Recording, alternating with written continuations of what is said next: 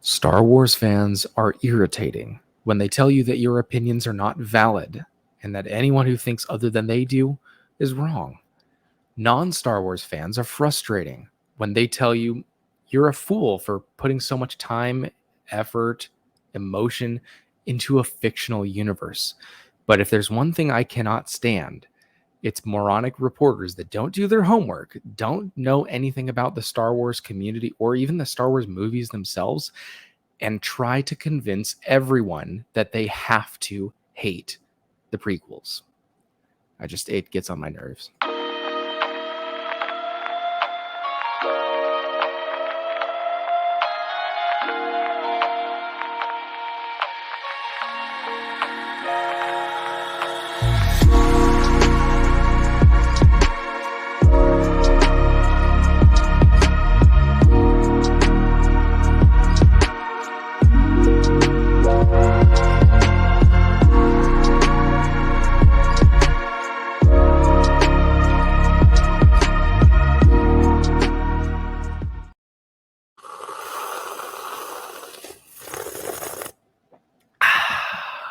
Hello and welcome to Coffee on Korriban, and I am angry right now. I haven't even read this entire article that we're going to be going through, but Star Wars Obsession had a stream. He was talking about it. He was upset, and the little bit that I did hear of him talking got me real hot and bothered, I guess is the phrase that some people use. And when you say such, I hate to call it idiotic, but uninformed things about the Star Wars community. I don't like it. What did you say? You're sounding like a separatist. So anyway, we're going to get into this article. I guess it is by Time magazine. And let's see. Here's that article right here. It's called "It's Time to Forgive Hayden Christensen for the Star Wars Prequels, Like It's His Fault." I don't know what his fault was, what he did wrong in here, but we're going to get into this article and figure out what exactly they think he did wrong. So jumping into this article, this is by Time. I don't know who wrote this. Eliana Doctorman. Okay. Obi-Wan Kenobi arrives on Disney Plus on May 27th, and with it, another wave of Star Wars prequel nostalgia. All right, that sounds reasonable so far. When Lucasfilm announced that Hayden Christensen would don the Darth Vader suit to reprise his role as Anakin Skywalker opposite Ewan McGregor's Obi-Wan Kenobi, Star Wars diehards met the news with joy. Yes, I certainly did. Casual Star Wars fans may find this confusing. Weren't the prequel movies awful? From a certain point of view, it depends. I personally love the prequels way more than the originals. And for some Star Wars fans, that's sacrilegious, tying into what I said at the very beginning of the video of, other people can tell you that your opinions are wrong. And I don't believe in that at all. But I love the prequels. Absolutely love them. The nostalgia for me, the enjoyment and the wonder of Star Wars is in the prequels more than it is in the originals for me. So we'll continue. Weren't all those bits about Galactic Senate rather dull and Jar Jar Binks the absolute worst creation to ever grace the screen? No. Not if you like it. Just no. Wasn't Christensen the most maligned actor in the much hated series? Maybe from a certain point of view, but again, I loved the prequels. And for me as a child, the stuff that drew me in the most to the prequels was the politics. I wanted to know how this world operates. And I think this ignorance is when you don't understand about a fandom, you don't understand why people like it. And you think that it has to just be a good movie or whatever. And people might have criticized, I don't know, the Lord of the Rings, the Peter Jackson trilogy for being bad movies, even though, of course, hardly anyone argues that. I don't hear people arguing that. But you might argue that they're bad movies. But if you don't understand the point of that fandom, of that franchise, of that IP, then you're never going to understand exactly what makes people like those franchises and those different intellectual properties. But we'll continue right here and see what they have to say. Well, yes, the movies were terrible. So terrible that Harrison Ford didn't even want to acknowledge their existence when he sat down for Time for an interview about the legacy of the franchise. But lately, a vocal subset of Star Wars fans has set out to reclaim these movies as decent, if not quite good. What are you talking about?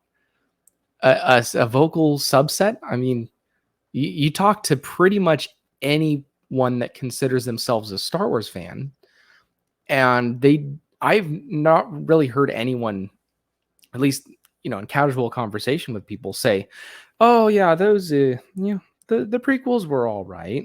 Maybe some people don't like them as much as the originals, but pretty much everyone these days, if they call themselves a Star Wars fans, they accept and have a love for the prequels. In doing so, they have paved the way for a Christensen comeback. The newfound goodwill comes mainly from millennials and Gen Zers who watched the prequels as kids before they could scrutinize the films through a critical lens. The gratuitous CGI creatures that irked adults delighted children. Nearly 2 decades later, the affection lingers, in the same way that I think Space Jam is a perfect movie, even though it's an objectively bad film. Yes, and I will never tell you that you're wrong for liking Space Jam. I don't think I've ever seen the movie. But if that is good and right up your alley, and if there's a massive following for Space Jam, I'm not going to tell them when a new Space Jam movie comes out, like, oh man, that last one, whew, let's hope this one's better. Like that's not my area of expertise. That's not my area that I love. That's not the franchise that I'm into. So I won't try to come over into your court and tell you that you're wrong for thinking that. That doesn't make sense. Plenty of friends and colleagues will happily rewatch the Star Wars prequels over and over and over again, ironically or sincerely. No, it's sincere. it's absolutely sincere. The CGI, I don't find disturbing at all. And what they said here about millennials and Gen Zers who watched the prequels before they could scrutinize the films. No. The more I look into them, the more I am astounded at the brilliance of George Lucas and his world building. Again, I've said this 1,000 times on my channel. It is not, for me, the quality of the movie or the show that matters to me most. It is the world building. And then beyond that, the characters and the stories. But mostly the world building. And does anyone argue that the world building was bad in the prequels? It was much more expansive. Even if you don't like the politics, you have to admit they established the world of Star Wars so much better in the prequels than they did the original trilogy. Of course, that's, George Lucas had more to do with that after he had his franchise established and a love for that established. But anyhow, keep going. Squint and you'll find things to love about these movies. What are you talking about? Open my eyes and I love things about these movies. And I get it that I'm one of the more hardcore Star Wars fans, but seriously, John Williams' score is epic, particularly Duel of the Fates. There you go. I'll grant you that. That's like the second good thing about this article so far. The lightsaber fight between Liam Neeson's Qui-Gon Jinn and Ray Park's spiky-faced Darth Maul is among the best in the franchise. Yeah, all right. Certain scenes are particularly memeable, like Obi-Wan Kenobi telling Anakin Skywalker that he has the high ground. There's an explanation for that. And Anakin's cringe-worthy speech about hating sand. Oh my gosh. You don't understand what the line is about. And I have a video all about rewriting the most hated, cringiest lines of dialogue in the prequels. That is a brilliant line. He's not, trying to swoon her with talking about sand. He's being real and honest and not in the best of terms, but trying to explain how she is the opposite of his childhood. He says, I hate sand. It's coarse, rough, irritating, and it gets everywhere. Not here. Everything here is soft and smooth. He's telling her, like, you are such a comfort to me compared to my childhood. I don't want to get too far into that, but it's a brilliant line, and the criticism for that line in particular needs to stop. Of course, it is memeable, though. The memes are the best part. Critics have pointed out that Lucas's films were politically prescient. I don't even know what that word means. I'm sorry. I should. And predicted the rise of fascist sentiment in American politics. Like Antifa? I don't know. And of course, Ewan McGregor is handsome and charming. Yes, who can argue with that? Which is perhaps why Lucasfilm has been endeavoring for 17 years to get him back on the giant lizard saddle and reprise his role as Obi-Wan Kenobi. That is actually a pretty good line. I like that. Props for that line. I'll allow it. That was pretty good. Times' Richard Corliss was an early defender of the prequels. When Attack of the Clones premiered in 2002, he wrote, like the army of clones deployed in episode 2, a gaggle of critics has already spread the news that the picture stinks. It doesn't. It's gorgeously designed and color coordinated. The god who created this galaxy was working from a very rich palette. There's nothing deep or emotionally grand about this enterprise, but Star Wars never occupied that part of the cinema spectrum. The series was and remains Lucas's elaborate reconstruction of his Saturday matinee memories and fantasies. So I'll grant this guy, Richard Corliss, this point where he says that there's nothing deep or emotionally grand about this enterprise. If you take Attack of the Clones by itself, it's kind of a weird love story. It doesn't seem like it fits in super well into everything. So I'll grant him that point. But taking into consideration Revenge of the Sith and how Anakin and Padme's relationship evolved and the tragedy therein, it's a beautiful story in very deep in emotion, especially once you understand that there's more characters involved in this than just the main couple that we see for the majority of the screen time. And I apologize for my camera. We'll get back into this. Let's keep going. Let's not kid ourselves. The weakest part of the trilogy was the stilted romance between Anakin Skywalker and Padme Amidala. No, absolutely not. I will not let you say that. Christensen's performance is bad, almost unforgivably so. No. He trained so hard to get the dialogue, and of course I sound like a psycho Star Wars fan trying to defend him, something that most people think is bad, even though that's not the case, and I don't believe that at all. I don't believe that, and you're sounding like a separatist. But it's not. It's frustrating when I hear people talk about this.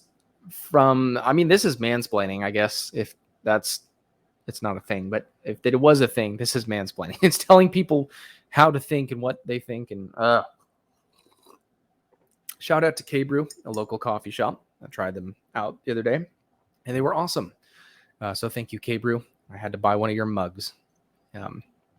But the romance is beautiful. It's a tragedy. It's not an action movie. This is what I think they don't get, and maybe something that the sequels got wrong. Star Wars is a tragedy. It's an epic tale, and of course in Return of the Jedi we have a happy ending. But ultimately, it's a tragedy. You get to see in the prequels the destruction of the entire galactic civilization, all coming down to one man who ended up being the catalyst for that, not because he wanted power and ultimately got it, but because he lost everything. And Obi-Wan Kenobi lost everything. He was responsible. He's supposed to be the prime Jedi. Most people regard Obi-Wan Kenobi as the ultimate Jedi, the epitome of what the Jedi Code is supposed to be, embodied into one man. Make him sound like space Jesus. A lot of people think that's what he is anyway. But all the weight was on Obi-Wan Kenobi. The entire galaxy crumbled, and the light side of the Force was nearly completely extinguished because of you and your failure and how you failed to raise your Padawan correctly. It's a tragedy. So what if the action sequences aren't to your liking? At least they're better than the sequels, I guess. So what if the CGI is bad? According to what you're arguing, I don't have a problem with it at all because it's immersive. That's really what matters at the end of the day, as cliche as that little tag is. At the end of the day, it matters about the world building, about the immersion, and the prequels had that in spades. They're fantastic movies for what they try to do. They're not trying to be the best movies, period. Although I would argue that Revenge of the Sith is, especially the 5-hour edit. It's really, really good. Anyway, as A.O. Scott wrote in the New York Times when Revenge of the Sith premiered in 2005, Hayden Christensen plays Anakin Skywalker's descent into evil as a series of petulant bad moods. Corliss was slightly kinder, directing most of his ire at a stiff and humorless Portman rather than Christensen, which I will agree. She is in Attack of the Clones. She's not the best actress, but again, it's the world building, it's the immersion, and it's the setup that's most important. And so what makes a good movie in the eyes of critics is not important because the lovers of the franchise want to know about the story and the world building and the characters. And I don't know how you can have a problem with this unless you're trying to push your agenda that this these three movies are bad, which kind of seems like that's what they're trying to do, and I don't like it. He largely blamed Lucas for any acting failures in the picture. It's a melancholy fact that the Star Wars films with the strongest acting and densest mood are The Empire Strikes Back and Return of the Jedi, the two that Lucas didn't direct. Okay, so you don't like George Lucas. Whatever. It's I'm just frustrated. I'm sorry. What? What did you say? Don't do this. Don't do that. How could you even say that? And you're sounding like a separatist. Yeah. All right. There's very little good acting in the prequels films. What are you talking about? Even though they feature a cohort of legendary stars from Samuel Jackson to Christopher Lee, Lucas is likely the one to blame for poor performances, and young Christensen had a particularly difficult task: show audiences how a petulant teenager evolved into the greatest villain in cinematic history. Yeah, that's a tall order. Lucas handed the heartthrob clunky dialogue and asked him to act opposite far too many CGI creatures. Christensen tried to conjure an edgy Hamlet in space. Instead, he manifested a whiny brat. Because he's 19 or however old he was. Think back to when you were 19.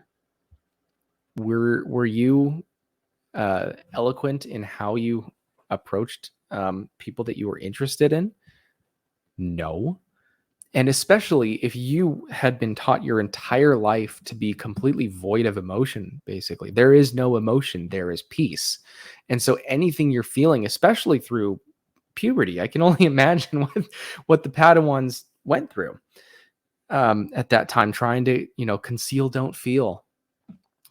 But that's a whole nother topic. And people have made videos on this before, but Anakin had to suppress every desire he had to go save his mother, to be, when he was attracted to Padme.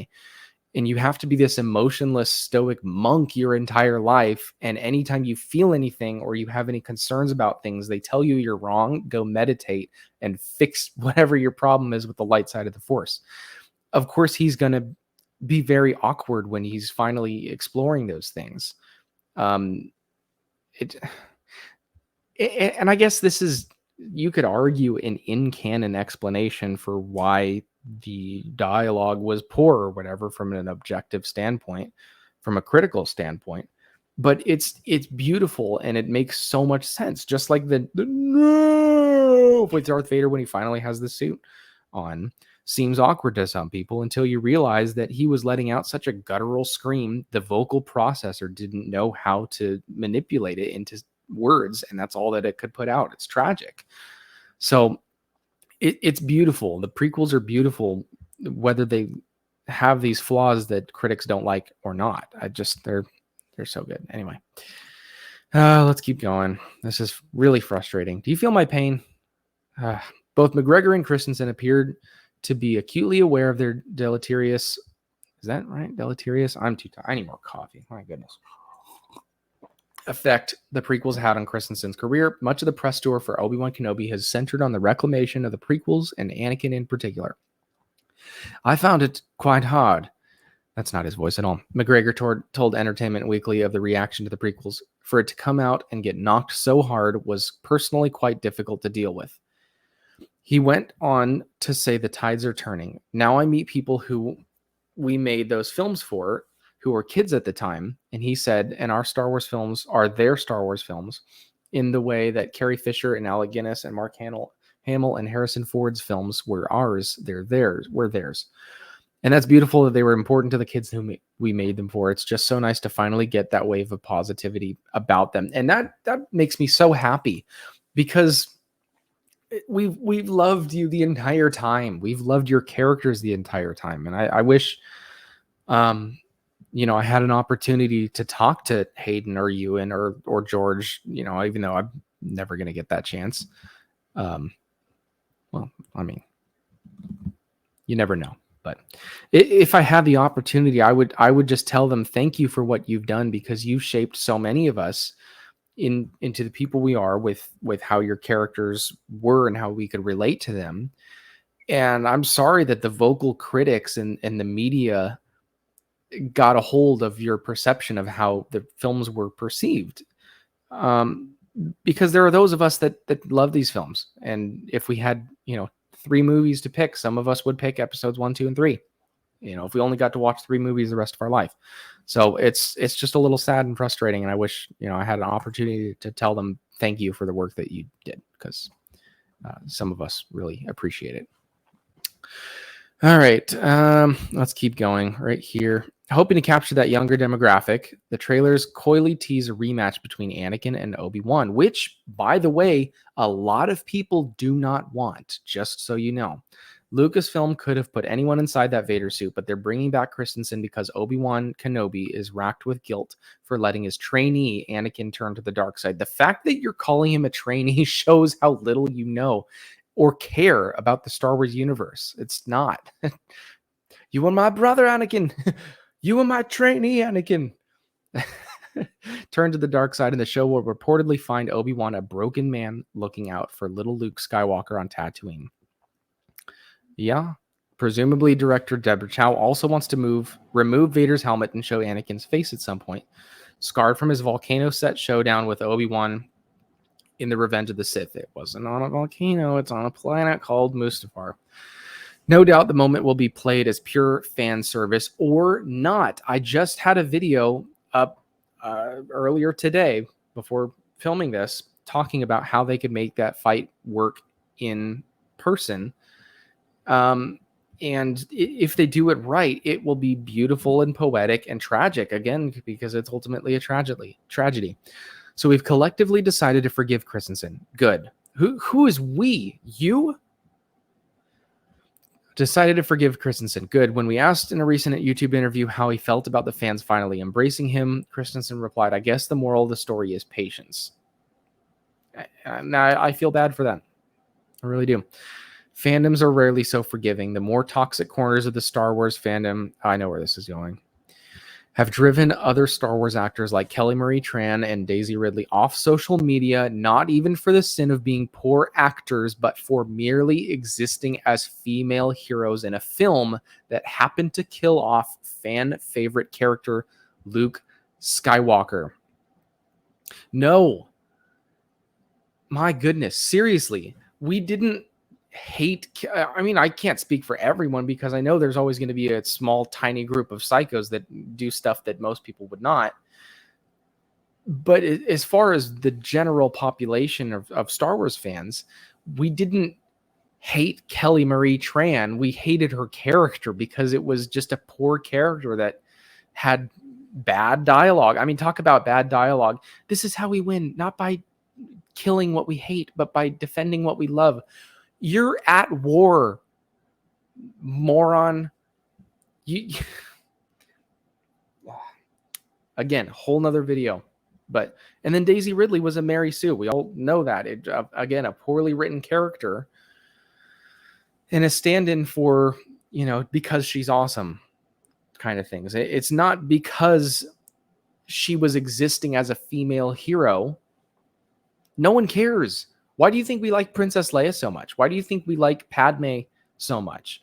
Why do you think we like Ahsoka so much? Why do you think we like Sabine and Hera Syndulla so much? All these other people, Bo-Katan. Like, why do you think we love all those characters? But then the 2 women characters that didn't get a good reception because of their, a bunch of other reasons, you think we hate them as people because they're female? What are you talking about? And then it goes on right here. I already looking ahead. Christensen is notably, why is that notable that he's a white man? Why is that notable? Why is that of note? Seriously. Christensen is notably a white man and thus representative of a demographic that is disproportionately granted second chances. How dare you, you vile racist? Holy cow, I would never say anything like that of any race because race has nothing to do with anything. Christensen is notably a white man and thus representative of a demographic that is disproportionately granted second chances. How dare you? Seriously. Maybe the Star Wars fandom can extend the generosity they've offered to Christensen to other actors in the franchise. Yes, but not the characters they played. my goodness, again, there's a small, tiny group of radical people in every bunch of apples that go way too far in hating on people or things or whatever. And they're usually the people that make the most noise and also get the most attention from people like you, Natalia, whatever name you have to write this article. Hopefully it won't take them 17 years. I can't. Oh my gosh, I am just so frustrated. What? What did you say? Don't do this. Don't do that. How could you even say that? And you're sounding like a separatist. So this is just so frustrating. So that's the end of the article. Hopefully you guys enjoyed me getting a little upset about this. Do you feel the same way? Let me know in the comments below if you feel the same way about this article, because it's a bad, poorly written article that from someone who is uninformed and ignorant on the subject and why we love those movies. And it's not an ironic love, mind you. I legitimately, if I could pick only 3 movies to watch for the rest of my life, it very likely would be episodes 1, 2, and 3. Not ironically. There's a deep love that we have for that. And even the people that aren't as prequel focused as I am, just a general casual Star Wars fan, they really like the prequels. Maybe not as much as the originals for most people, but they are Star Wars. And especially with the newer stuff coming out that didn't land as well, Solo, the sequel trilogy, High Republic, whatever, whether or not people are aware of that, people are starting to view the originals as 6 movies. Maybe Rogue One. A lot of people throw that in as well. I love Rogue One quite a bit. But this is just really frustrating. So let me know if you share in my frustration with this article. It's just don't pretend to speak matter-of-factly in an area that you do not know or care to know. You mansplaining racist. Seriously. Well, if you've been here since the very beginning of the video, I really appreciate your time. May the stash be with you, and I will see you wherever I happen to see you in the galaxy.